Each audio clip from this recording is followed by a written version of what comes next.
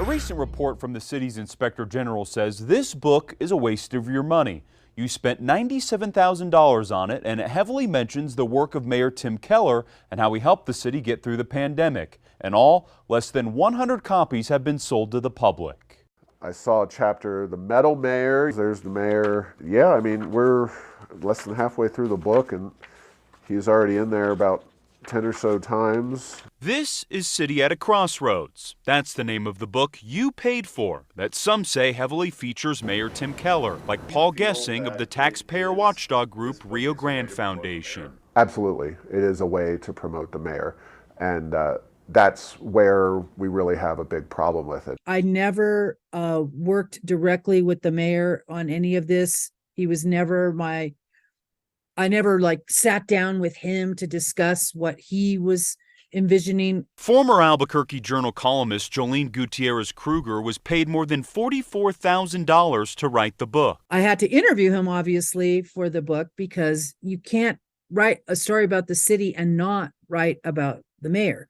That's as far as it went for me. The book was heavily criticized in this report from the city's inspector general. In its findings, it says the book was, quote, a misuse or waste of public funds. They made several recommendations for the city to change policy. And the questions that were raised were these funds spent appropriately? Were the contracts to publish the book entered into appropriately? Were the people involved dealt with according to procedures and so on? Inspector General takes a look at this and says, there's nothing illegal here, but there are 3 specific areas that we need to tighten up controls.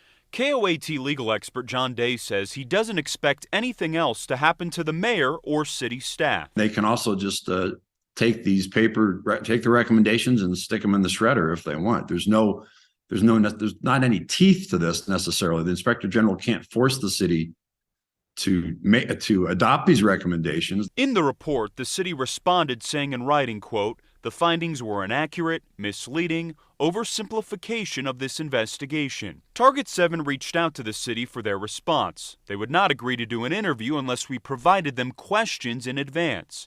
Instead, they sent us a statement saying, we stand behind the book, and we know the OIG doesn't like the book. Gutierrez Kruger stands behind it as well, and says the book was not about the mayor. Instead, about the people who struggled during the pandemic, like store owners and nurses. The OIG report does a disservice to those people, and I think that's what makes me the saddest, is these are stories, I think, and these are people that should be known by their community. And with this negativity, I worry that, people are going to get the wrong idea of what the book was. Gutierrez Kruger has also come under criticism. She was being paid by the city to write the book while she was still writing a front-page opinion column for the Journal. The newspaper acknowledged that, and in its own reporting states, Gutierrez Kruger contracted with the city while still employed by the Journal, a violation of company policy that prohibits moonlighting for government entities to avoid conflicts of interest. Former Journal editor Karen Moses wrote in a column that the 2018 freelance policy prohibits writing for any organization or person related to a political party, candidate, or government agency.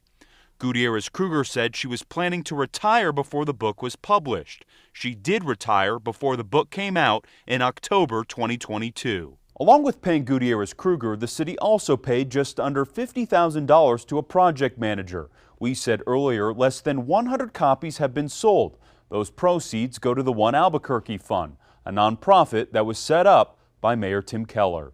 For Target 7, I'm John Cardinelli.